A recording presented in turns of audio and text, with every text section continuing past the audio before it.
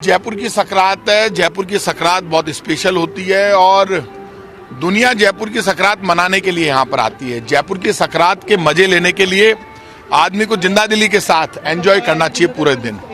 आज के दिन सकरात आज की नहीं है। जयपुर जब बसा तब से जयपुर के राजा राम सिंह जी ने पतंग का कारखाना यहाँ पे लगाया।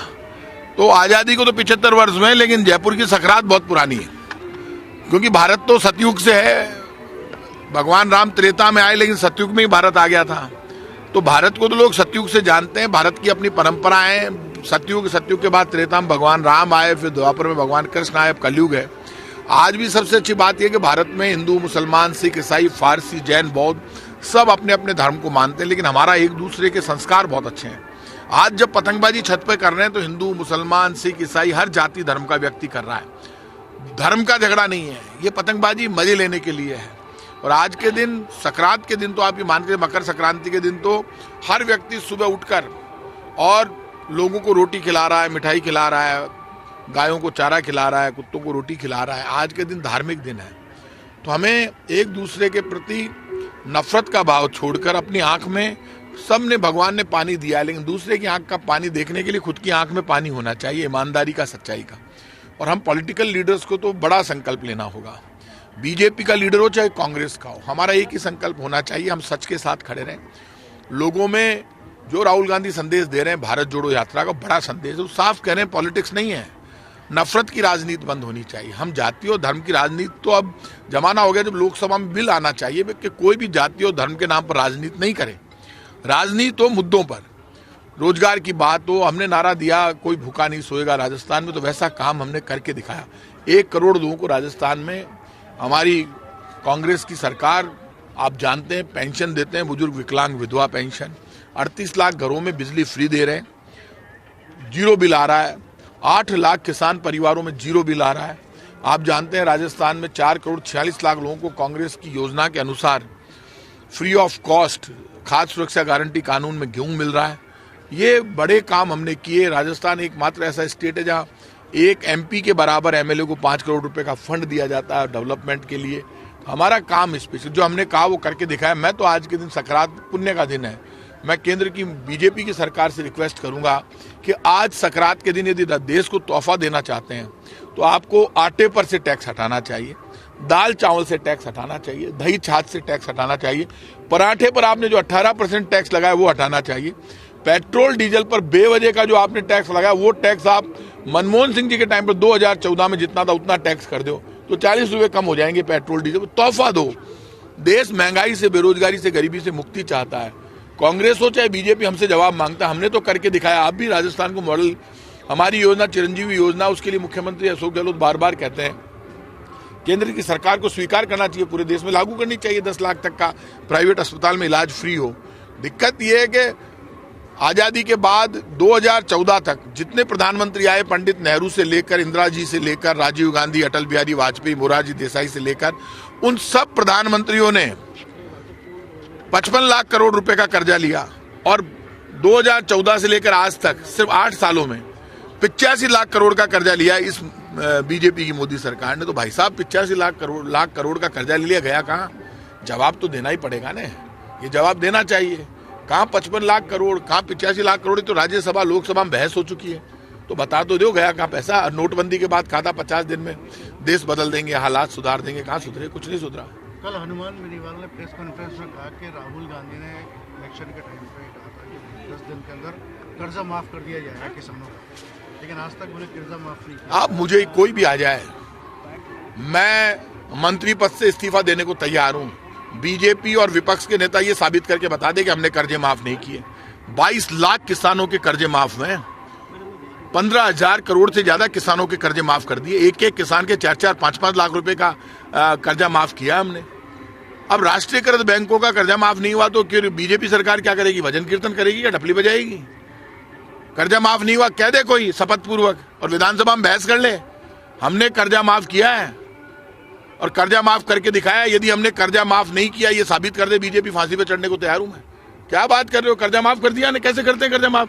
बीजेपी तो बिल्कुल ही झूठ बोलती है। बीजेपी इसलिए झूठ बोल रही है किसान के मुद्दे पर क्योंकि किसान मर गए।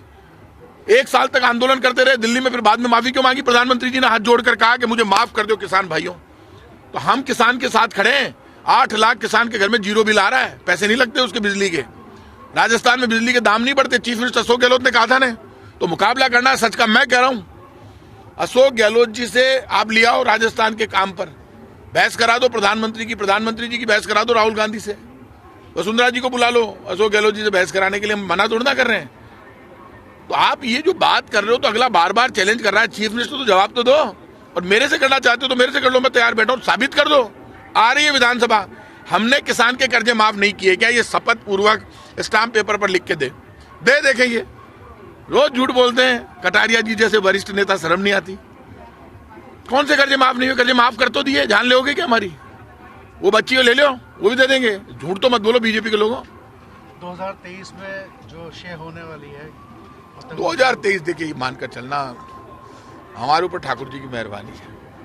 और मैं धार्मिक आदमी, मुझे पूरा भरोसा है। कांग्रेस ऐसी पार्टी है जिसका नेता राहुल गांधी जब सड़क पर निकला तो कांग्रेस जैसे जैसे मजबूत होने लगी तो धार्मिक काम शुरू हो गया, पुण्य का काम। जीएसटी विड्रॉ करने लग गई कांग्रेस, बीजेपी।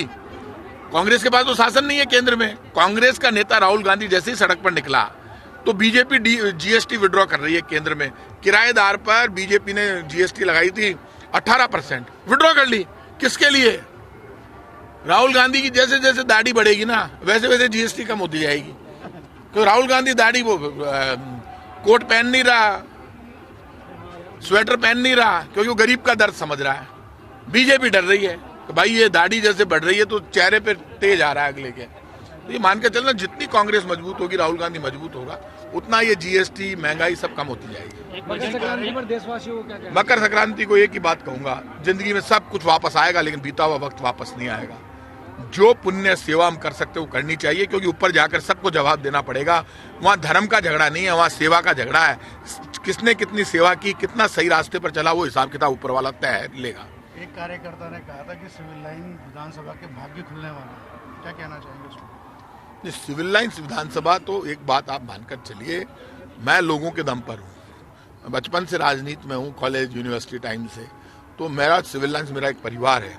और मैं इतना कह सकता हूँ, राजस्थान में हमारी विधानसभा नंबर 1 है जहाँ सबसे ज़्यादा काम हो रहा है। हम काम करते हैं, 24 घंटे मेरे दरवाजे खुले हैं, कोई मुझे फ़ोन करे मैं सबके साथ खड़ा हूँ। और यहाँ जाति और धर्म से ऊपर उठकर एक दूसरे को साथ में लेकर डेवलपमेंट के लिए काम हम कर रहे हैं, और काम हमने करके दिखाया। मुझे पक्का विश्वास है सिविल लाइन्स के लोगों का एक बार फिर आशीर्वाद मिलेगा। पिछली बार मैं 18,078 वोटों से जीता था, अब की बार मुझे पक्की उम्मीद है मैं 40,000 से ज़्यादा वोटों से मुझे लोग आशीर्वाद देंगे। हम 40,000 से ज़्यादा वोटों से कांग्रेस सिविल लाइन से जीतेगी।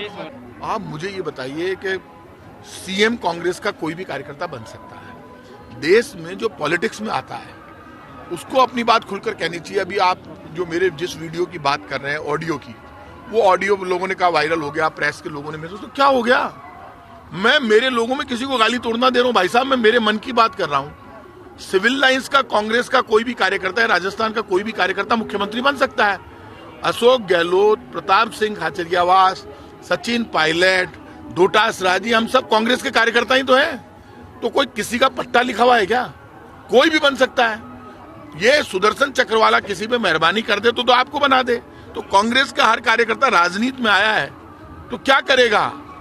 कांग्रेस में जनता जिसको चाहेगी उसको बनाएगी, और जनता भी उसी को चाहेगी जिसके ऊपर भगवान की मेहरबानी होगी, तो उसकी दया होगी। तो कांग्रेस का कार्यकर्ता कोई भी मुख्यमंत्री बन सकता है। आज मेरे से कोई पूछे कि साहब, मेरे से पूछा चुनाव के बाद कि साहब आप सिविल लाइन में सर्वोच्च कुर्सी क्यों नहीं आ सकती? सिविल लाइन में कोई गुनाह है?